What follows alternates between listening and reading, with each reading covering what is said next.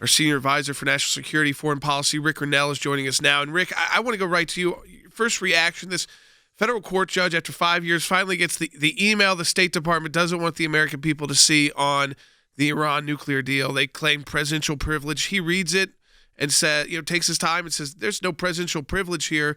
This needs to be unredacted, if you will. Now, the State Department has time to appeal. I'm sure they will appeal. But I think what it underscores, Rick, is how long you've got to go to, if you really want to go to battle against these actors, and President Trump did that his entire term. These are long-term battles. Yeah, look, let's remember that my emails were turned over to BuzzFeed immediately. My unclassified emails, of course, in 30 seconds, right. Without any interference. And so now what we need to say is the same. Let's have the same standard. If my emails are going to get turned over, let's have the request granted that ACLJ is pushing forward. Secretary of State Blinken should absolutely come down on the side of transparency. This is legitimate, especially when we look at the news about John Kerry just recently. I think ACLJ is at the tip of the spear here, and let's keep it going. You know, Rick, I want to talk to you about the fact that your emails literally, when you say immediately, I mean, you were barely, the administration was barely in office. They released yours pretty much unredacted. We don't have a case in the ACLJ history of litigating against the government, which has been for decades, where that has ever happened until, of course, we didn't ask for yours. They did, and boom, they're released. So you're right, the double standard here is unreal. But then I asked this question. What was John Kerry doing talking with Zarif while you all were in office putting your policies forward? Well, I would go one step further. We know that he has been talking to Zarif. How in the world did he not get prosecuted for this? Why isn't there a standard when we see him clearly violating the law? This is what frustrates many people, is that the double standard for violating the law is so atrocious. Look, we have to come to the conclusion that this is strategic, that this is not just an oversight or something that was a mistake. Clearly, the Department of Justice is moving towards political prosecutions. Let's be honest. And so I think the next step is our senators have to stop talking and start hauling these people in and saying, why aren't you applying the standard in the same way? Where are our Republican senators? Don't come asking us for money if you're not going to actually do things when you're in office. You know, Rick, I asked our colleague, and he's sitting right next to me here in the studio, Wes Smith, because he served in the military, he's worked with the State Department, handled classified information. I mean, if you were to do what they did, you'd be court-martialed.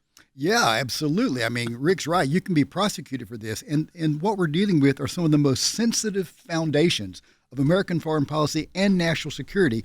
And to these people, it's evident that power and political advantage is more important to them than U.S. security and well-being. It's unreal, Jordan. Well, I mean, what I think is interesting, we could play this sound. John Kerry gets asked about it directly, this back in 2019, and he's denying what we now know he was doing. Take a listen, Bite 9. Since the decision was made to pull out of the Iran nuclear agreement, from that time forward, this is a public issue, and I don't engage in any diplomacy on it in that way. There's been no back-channeling. No, I haven't had any back channel on that issue since the decision was made to move out. And before that, it was not a back channel. I mean, Rick, is that just another double speak for what a back channel is? Because he's not really saying, he's saying he's not using a back channel. There's not a back channel, but that doesn't, I don't know if he's just being careful about what he knows he's doing, which was meeting with Zarif and meet whenever he needed to get information to, and his deputies. No, Jordan, you just hit it on the head. He's using the word back channel, which is an official term for diplomacy of an official back channel endorsed by the Trump administration. So he's saying, no, I was not participating in any back channel official negotiation. But let me be very clear. He was working with the Europeans and the Iranians, not in an official back channel, but in an unofficial back channel, in a way that undermined the Trump administration. And he worked with Democratic senators. I know this to be a fact. You know, Andy, I was thinking about this. You're the wordsmith here in our team.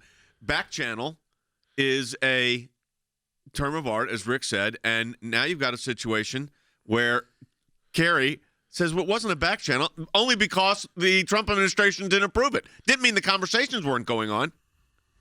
Yeah, well, this is just an inartful way or an artful way of trying to circumvent the reality of the situation. Let's just put it simply.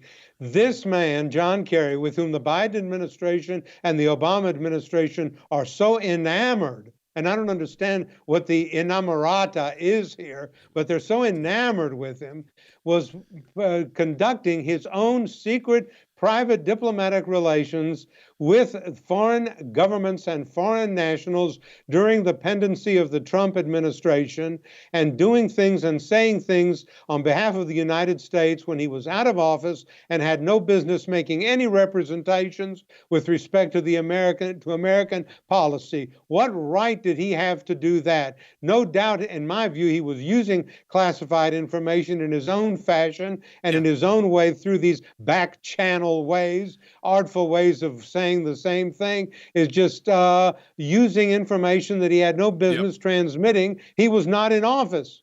No, so Rick, and what kind of harm does that cause when you're trying to get a policy out and Zarif we know was close with Kerry to begin with? Well, first of all, it made it very difficult with the Europeans because they decided just to wait us out because they could see that John Kerry and other Democrats were not supporting this policy. And so it really undermined us with the Europeans. I think it's always important to remind our viewers that the Europeans don't have the same threat that we do when it comes to Iran. They don't see Iran as that threat, and Iran certainly doesn't see the Europeans as a threat like they do the United States. So we should not be trying to allow the Europeans to somehow make our U.S. policy. This is not something that we should defer to the Europeans on. We should lead the Europeans on this issue. But let's also remember that evidence is emerging that John Kerry shared with the Iranians what the Israelis were up to. Yep. This is a very anti-Israel policy. This is also by John Kerry. This is also, when you look at Israel and you look at Iran, no one in their right mind is going to think that the United States or any person involved in the United States diplomatic world should come down on the side of Iran over Israel. Yeah, I mean, this comes on the heels of, because there's a new engagement, Rick, and we've only got about a minute left, but there's a lot more information now about Iran. There's this leaked phone call between Zarif and another advisor talking about John Kerry coming to him with this information about Israel, talking about how the Revolutionary Guard was running roughshod over his diplomatic ideas. But so it was enlightening, but at the same time, this is very relevant because this is an administration begging Iran to get back into it, begging Iran to let us back in, the United States, into this deal.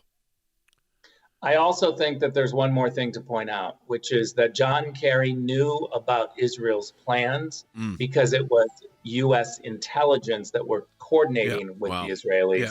There's no way that John Kerry knew what Israel was up to without U.S. intelligence briefings. The Israelis are not sharing information with John Kerry. Thank you, Rick. We appreciate your insight as always.